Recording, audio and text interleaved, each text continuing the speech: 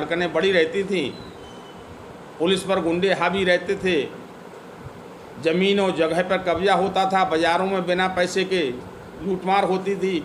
अपहरण एक उद्योग का धंधा था, माताओं बहनें दिन में सुरक्षित नहीं थीं। लेकिन आज आदरणीय योगी जी के राज में चाहे कोई गुंडा हो, माफिया हो, कितना भी बड़ा हो, किसी जाति धर्म का हो, कितना भी पावरफुल हो,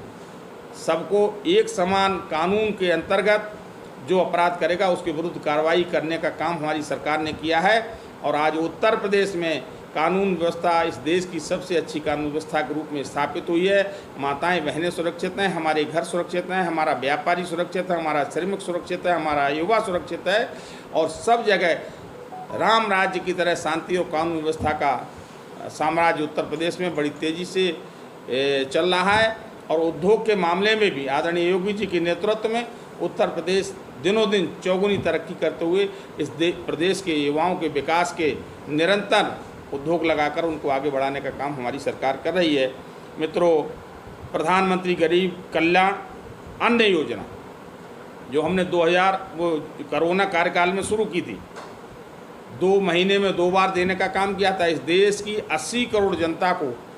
आदरणीय प्रधानमंत्री जी ने और आदरणीय उत्तर प्रदेश के मुख्यमंत्री योगी आदित्यनाथ जी ने मिलकर इस देश की जनता को कोरोना से लेकर अब तक निःशुल्क राशन देकर एक नया कीर्तिमान स्थापित करने का काम किया है। और जो महामारी, वैश्विक महामारी जिससे विश्व के बड़े बड़े देश